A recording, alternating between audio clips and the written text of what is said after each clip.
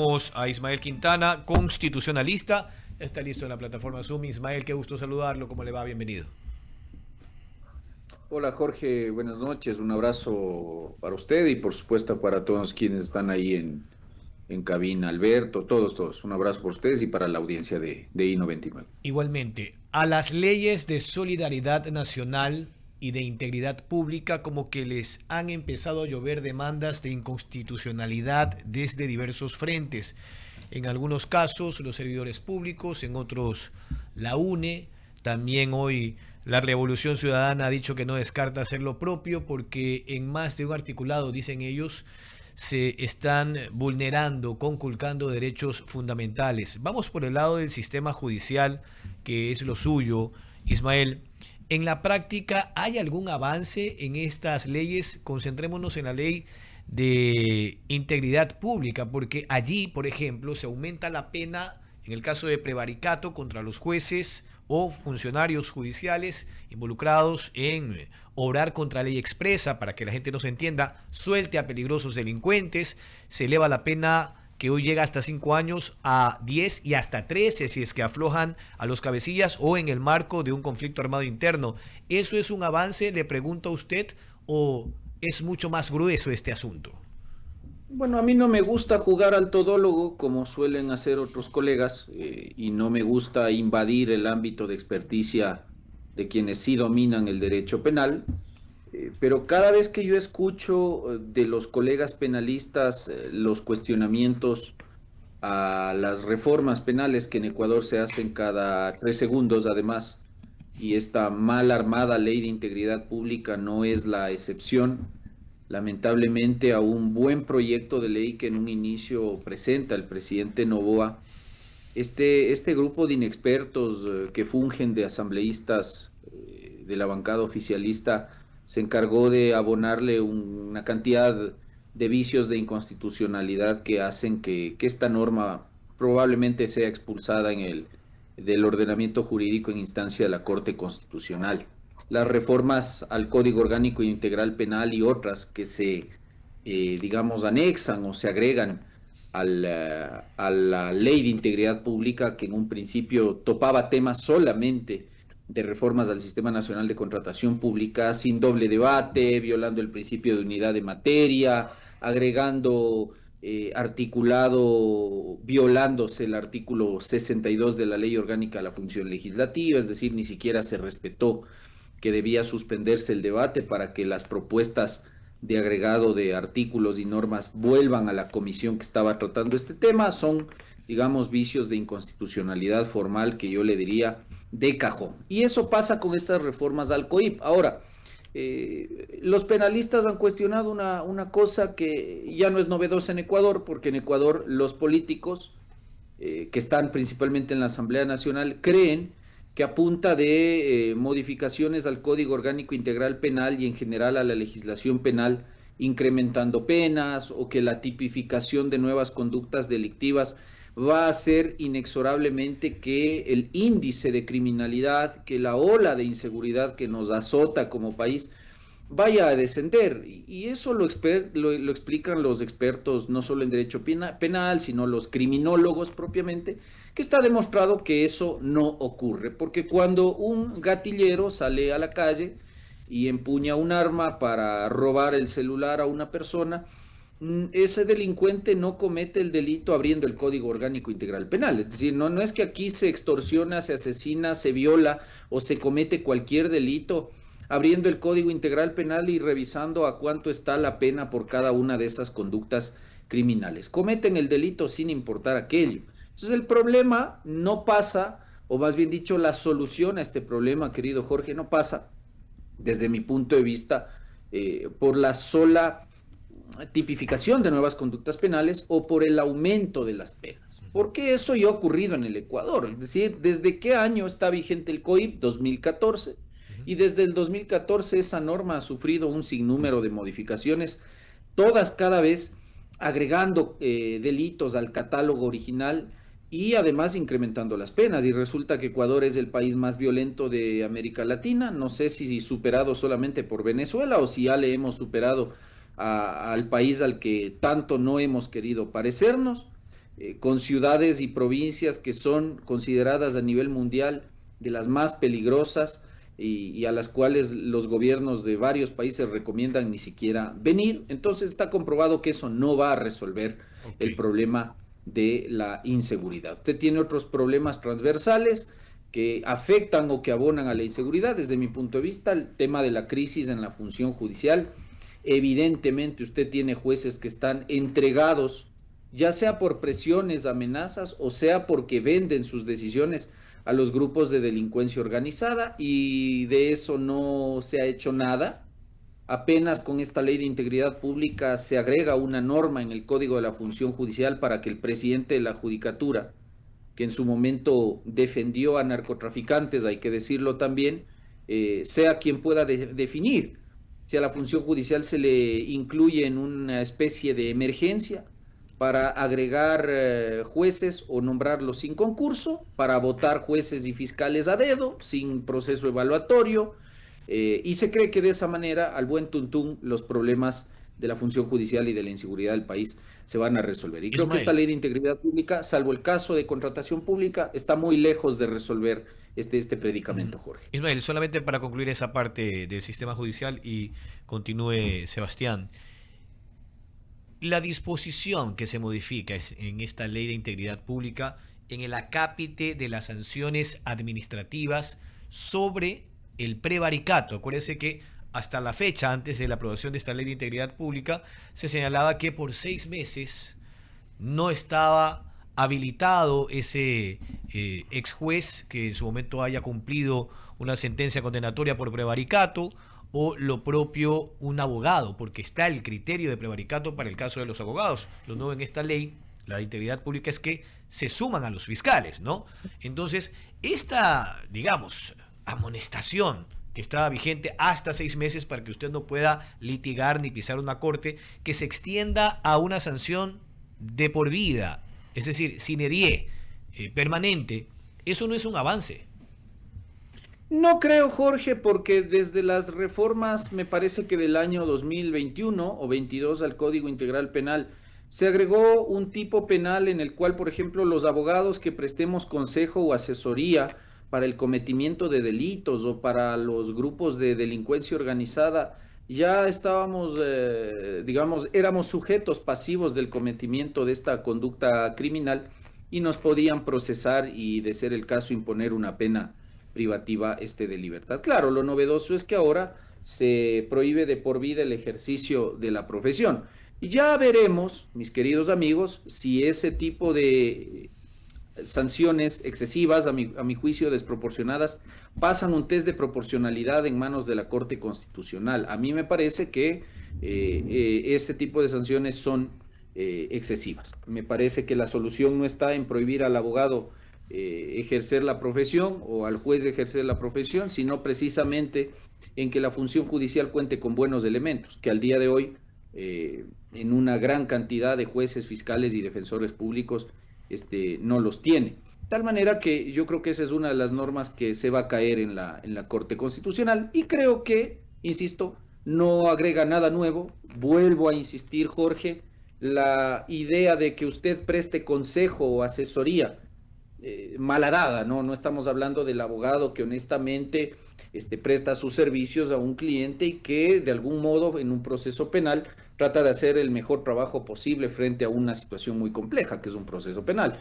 sino a aquel abogado que, torciendo su criterio, torciendo la ética, pero fundamentalmente torciendo la ley, brinda una suerte de asesoría o de consejo para que alguien cometa un delito. Eso ya está tipificado como infracción de carácter penal y por lo tanto me parece que este prevaricato que ahora se extiende a abogados y a fiscales también no va a contribuir en mayor medida. Habría que ver cuantitativamente cuántos casos los está procesando Fiscalía General del Estado en materia de prevaricato. Seguramente muy pocos han avanzado a instrucción fiscal y muy pocos han llegado a sentencias Muy bien. condenatorias ejecutoriadas, porque el problema es precisamente el déficit de fiscales que tiene el país. Y eso es algo en lo que hay que trabajar. Ahí podría contribuir el Ejecutivo, porque para que usted tenga fiscales hay que organizar los concursos. Claro. Y para organizar concursos hay que asignar presupuesto, ¿no es cierto? pero parece que el presupuesto se está utilizando en otra clase de cosas, como comprar generadores que no sirven para nada, para que luego tengamos que estar enfrentando arbitrajes, en lugar de destinar presupuesto para este tipo de finalidades Muy bien, no, gracias a las Ismael. que... Continúa, Sebastián. Gracias, Jorge. Estimado Ismael, quisiera hacerle una pregunta en el tema constitucional, ya que su experiencia, existe la versión de cierta parte de los abogados, de los medios, que tratan de reformar varios cuerpos legales en una misma ley. Mencionan que también falta la unidad de materia, de que se está tratando muchos puntos a la vez en una sola ley. También hay las demandas por inconstitucional por el tema de los derechos laborales, el tema de la niñez, incluso de los servidores públicos. Ahora queda la ambigüedad de que puedo ser expedido, aunque sí realicé mi trabajo, queda un tema subjetivo, queda algo en el aire. Desde su experiencia como constitucionalista, ¿cómo analiza la constitucionalidad de todo este proyecto de ley? Creo, mi querido amigo, que la Asamblea Nacional se ha vuelto experta en hacer una suerte de chaulafanes de las leyes, ¿no? De estos chaulafanes donde usted encuentra todos los ingredientes que se pueda imaginar. Pollo, camarón, carne, cerdo, tortilla de huevo, todo. Eso pasó con la Ley de Integridad Pública, perdón lo burdo de la comparación. Pero claro, un proyecto, insisto, que tenía en un principio una materia definida que era la contratación pública, usted le fue agregando temas que no tenían ninguna conexión. A eso nosotros los constitucionalistas llamamos el principio de unidad de materia, que está establecido en el 136 de la Constitución. ¿Qué quiere decir esto? Este principio no implica per se que cuando usted presenta un proyecto de ley, en este caso urgente en materia económica, las reformas que plantea no puedan topar diversos cuerpos normativos. Por ahí no va la idea de la unidad de materia. Lo que exige la unidad de materia, y lo ha dicho la jurisprudencia de la Corte Constitucional, es que el articulado que compone el proyecto de ley tenga una conexión, un hilo conductor, ha denominado la Corte, temático, teleológico, ¿no es cierto?, que tenga una relación mínima de conexión. ¿Qué relación tiene, por ejemplo, el juzgamiento penal de menores de edad, como si se tratase de adultos, con la contratación pública? ¿Qué relación tiene la reforma a la Ley de Movilidad Humana en el tema de las deportaciones con la contratación pública? La reforma al 329.1 del Código de la Función Judicial sobre el tema de la emergencia en la función judicial. Las reformas al Código Orgánico Administrativo, donde se le permite al presidente de la República vía decreto eliminar instituciones que además son creadas con una norma con rango de ley. Entonces, unidad de materia no hay en la Ley de Integridad Pública. Eso es algo que difícilmente va a poder justificar el gobierno ante la Corte Constitucional. Y ese es uno de los argumentos que han dado algunos colegas constitucionalistas y que precisamente ha motivado, entre otros señalamientos, la presentación de demandas de inconstitucionalidad. Ahora, a eso usted le agrega otros vicios. Y es que además esos temas fueron incorporados al original proyecto de ley sin doble debate, y resulta que la Constitución exige que los proyectos de ley tienen que aprobarse tras un segundo debate. Entonces, todos estos temas se incorporaron casi en la discusión final, cuando además el artículo 62 de la misma Ley de la Función Legislativa obliga, como decía al inicio de esta conversación, a suspender el debate, incorporar los cambios en la comisión y luego retomar el debate y la votación. Se hizo eso en la Asamblea Nacional la noche en que se aprobó esta mal llamada Ley de Integridad Pública. La respuesta es no. Entonces, esta es una colcha de retazos mal hechos que, lejos de hacerle un favor al país, van a terminar en el tacho de la declaratoria de una inconstitucionalidad. Entonces, me parece que son normas que difícilmente van a superar un análisis, al menos de inconstitucionalidad formal por parte de la Corte. Así es, estimado Ismael. Un análisis muy profundo y más que profundo, técnico de temas constitucional, y veremos en qué procede estas demandas que ya han sido presentadas y cuál va a ser la respuesta de la Corte Constitucional.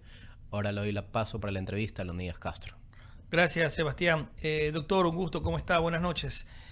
Doctor, usted señalaba en el inicio de este diálogo que había algunas cosas interesantes, la ley de integridad pública, algunas cosas positivas, y quería referirme justamente al tema de la movilidad humana. Entiendo que hay como 20 artículos que fueron reformados y ahí hay un acápite que tiene que ver con el tema de las deportaciones, también de los tiempos que se aplicaban antes de las sentencias, y ahora se quita hasta la temporalidad, es decir, los delitos que se cometan por parte de extranjeros con una sentencia ejecutoria condenatoria van a ser deportados, y se prohíbe también el regreso después de 40 años tras ser deportados. Es decir, hay un endurecimiento en cuanto a la ley de movilidad humana, que eso es una de las cosas que también se pedía, porque había muchas facilidades para el extranjero venir, delinquir, pasearse por el Ecuador, cometer crímenes atroces y seguían con sus cartas de naturalización y todo, no pasaba nada.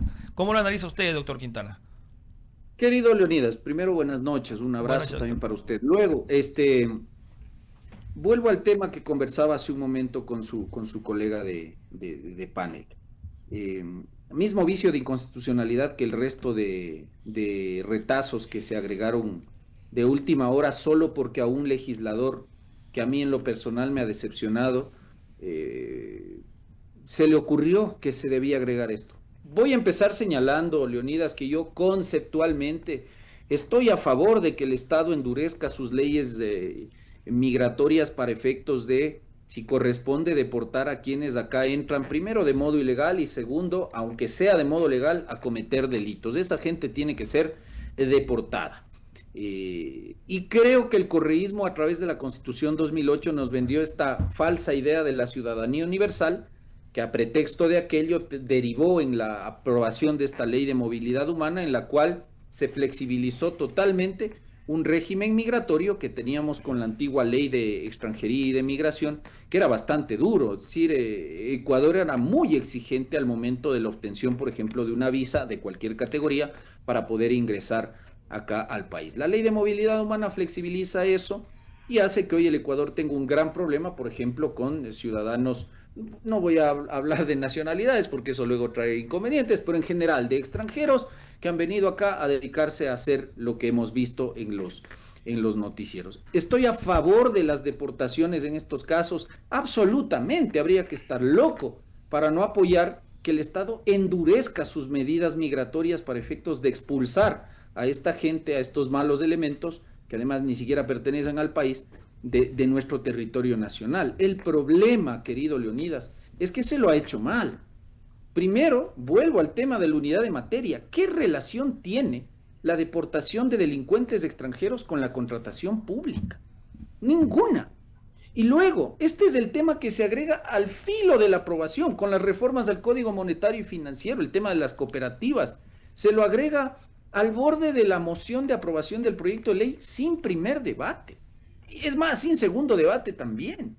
Entonces, le estamos entregando. Lo que me molesta a mí de lo que ha hecho la mayoría de la Asamblea Nacional en esta ocasión es que usted le está entregando a una corte absolutamente ideologizada, a una corte que en estos temas tiene un sesgo total en contra de estas materias, la declaratoria de inconstitucionalidad de esta ley en bandeja de plata. Pero es que el gobierno tiene los votos, ¿cierto? 77, 80, 80 y pico de votos para aprobar estos proyectos de ley. ¿Qué necesidad había de hacerlo atropelladamente, violando el procedimiento de formación de la ley, cuando se pudo haber presentado tranquilamente el proyecto de ley, seguir el trámite ordinario, acelerarlo, porque además ellos tienen el control de la mayoría de comisiones especializadas permanentes, y que esto se convierte en una buena ley y en un buen instrumento para combatir, esto sí, que podría ayudar Doctor Quintana, a aligerar en algo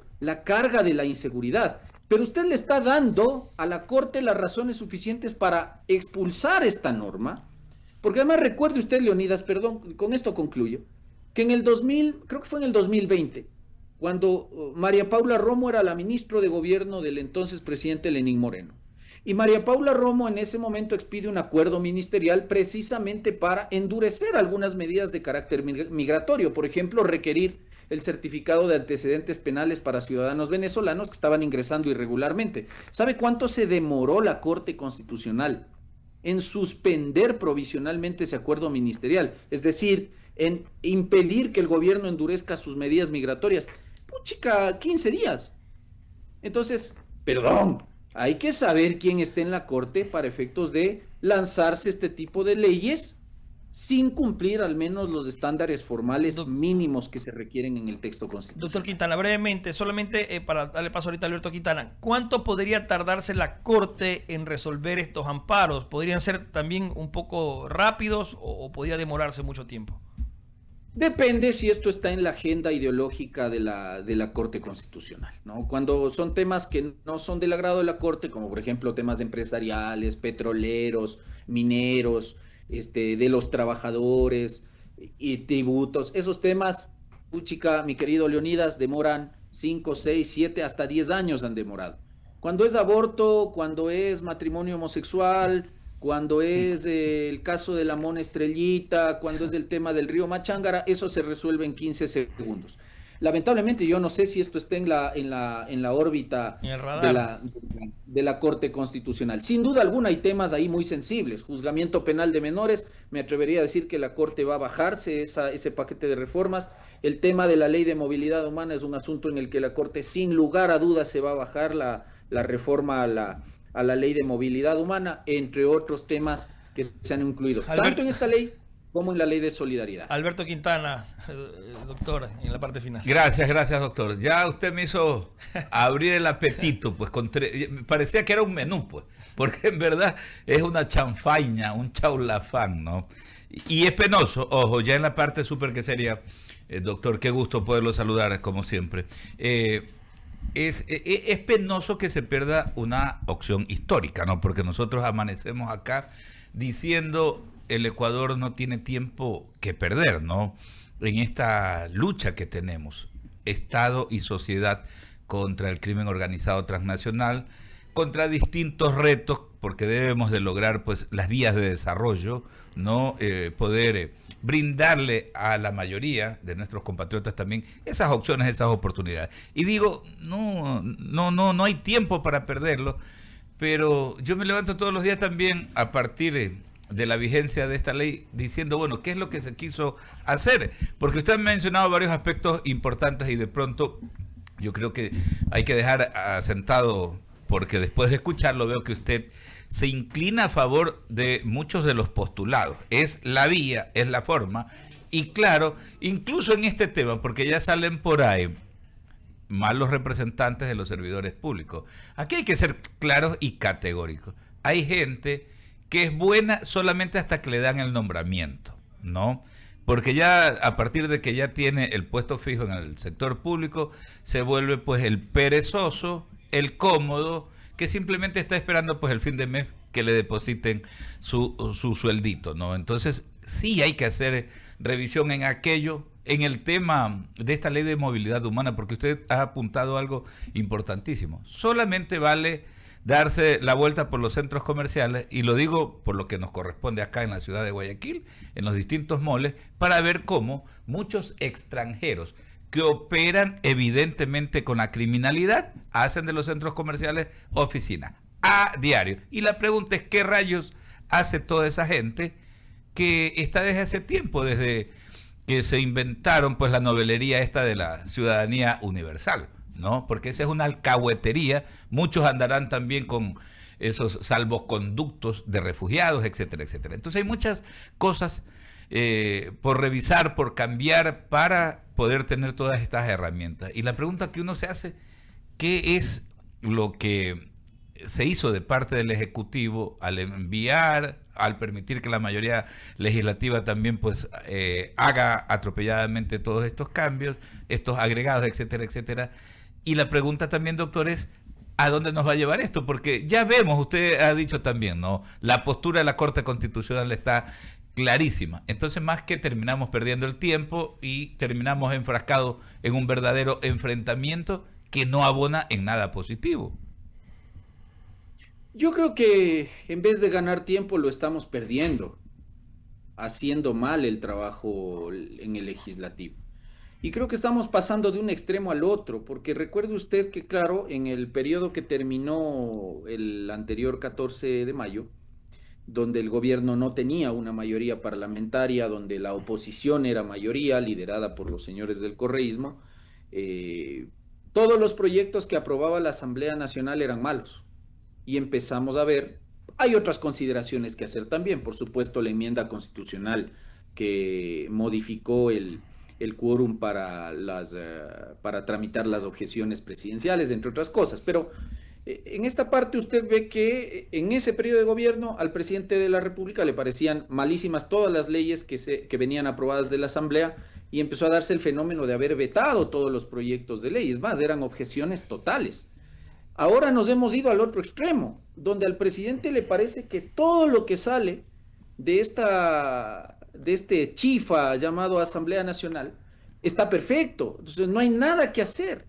Usted me dice a mí qué podía haber hecho el presidente. Creo que el presidente tiene una potestad constitucional fundamental, por eso se le llama incluso colegislador, de corregir pues los errores en los que incurre esta agrupación que funge de Asamblea Nacional en el Parlamento.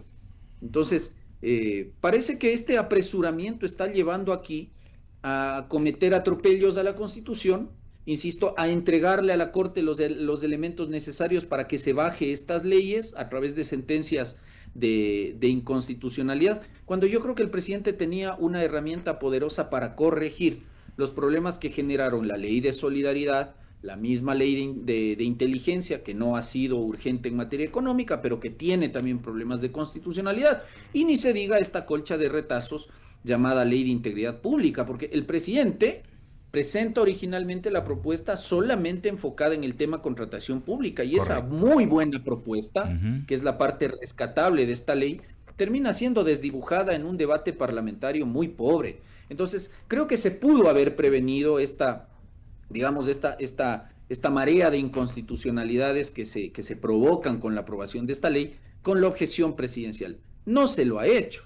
Y no se lo ha hecho, yo creo que por razones de orden político, pero también porque el presidente no tiene secretario general jurídico, y eso también hay que decirlo con todas las letras del abecedario. El presidente está ausente de asesoría jurídica. Terrible. En la presidencia.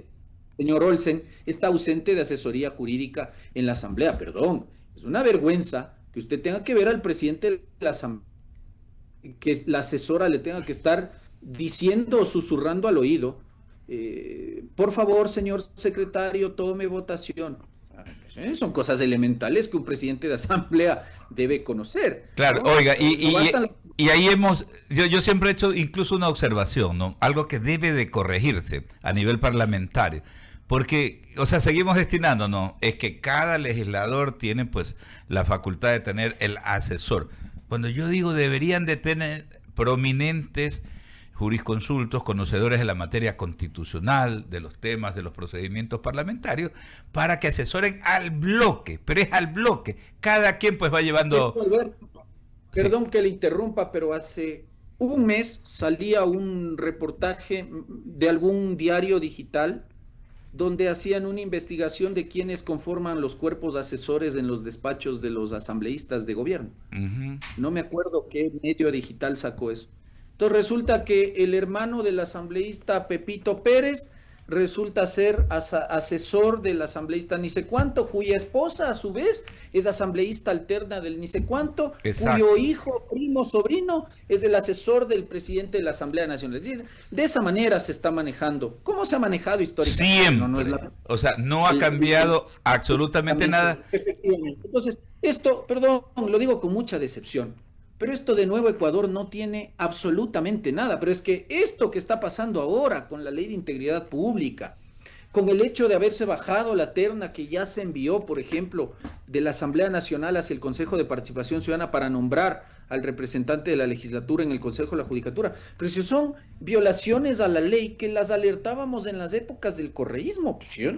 Los señores del Nuevo Ecuador son tan parecidos a los señores del viejo Ecuador llamados Revolución Ciudadana que francamente yo no me es difícil encontrar, como había en los juegos y en las láminas antes, encuentro las 7 diferencias. Aquí no hay francamente ninguna. Yo espero que retomen el rumbo de la cordura. Ojalá. El respeto a la Constitución, porque andar legislando al buen tuntum, para que a la vuelta de la esquina la Corte te declare inconstitucionales las leyes y a tu electorado tú no le puedas justificar que los menores de edad no van a poder ser juzgados como yo sí creo que deben ser juzgados. Exactamente, de acuerdo. Mayores como adultos, yo sí creo que lo deben ser, pero creo que eso merece un debate amplio y creo que eso no se podía hacer atropellando el procedimiento de formación de la ley como se lo hizo.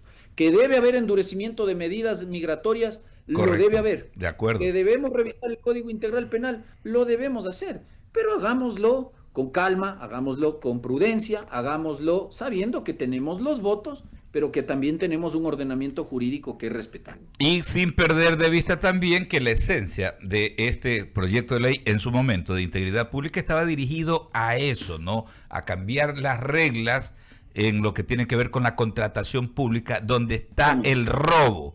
Y a veces nos perdemos de vista de que ahí está la plata de todos los ecuatorianos, porque contratación pública no es del nivel de gobierno nacional exclusivamente. Hablamos de los 3 niveles GACS, de las empresas públicas del Estado, entonces hablamos de toda la plata de los ecuatorianos. Y ahí también eso de la evaluación, ¿cómo oponerse a la evaluación del servidor público? Por supuesto, pues, si alguien quiere ser servidor público y cumplir eficientemente, tiene que ser evaluado. Si no, vaya a su casa. No nos meta, o sea, tampoco que nos vendan humo. No es que esta reforma a la Ley de Integridad Pública incorpora en la Ley Orgánica del Servicio Público un régimen de evaluación. Basta abrir la LOCEP, que está vigente desde el año 2010, es decir, hace 15 años, donde se establece, al igual que se establecía en la antigua LOSCA, la Ley Orgánica del Servicio Civil y Carrera Administrativa, un régimen de evaluación. ¿Sabe cuál es el problema? Que no la hacen. La voluntad política y administrativa de iniciar un proceso de evaluación a los servidores públicos. Lo que se ha hecho burdamente con esta ley de integridad pública es eliminar el régimen de estabilidad laboral de los servidores de carrera. Eso es inconstitucional, aunque nos caiga chancho. El 328 de la Constitución garantiza en el servidor público la estabilidad. Ahora, cuidado, que estabilidad laboral en el sector público no implica que yo hago la que se me canta y a mí nadie me puede remover o destituir del cargo. No, estoy sujeto a un régimen, no solo de evaluación, sino un régimen sancionatorio. Otra cosa es que se anden tapando las irregularidades, las vagancias y cualquier exceso que se comete. Y eso, lamentablemente, eso es lo que pasa. Y ahí vemos en los municipios, en los 221 GACS municipales, lamentablemente, que esa es la gran carga. Y por eso los recursos se van, no queda plata para obras y servicios, para financiar obras y servicios, sino que para la gran carga burocrática de un poco de vagos. Eso lamentablemente hay que decirlo y eso hay que corregirlo porque son verdaderas distorsiones. Doctor, se nos fue el tiempo. Usted siempre es tan amable. Eso sí tengo que reconocer que me dejó hambriento ya con esta verdadera. Este es un verdadero chaulafán. Bueno, saliendo de la radio ahí un buen chifa. Un fuerte abrazo, doctor Ismael Quintana. Gracias. Gracias, queridos amigos. Buenas noches. Son las 18:36. Wendy nos ofrece una gran pizza.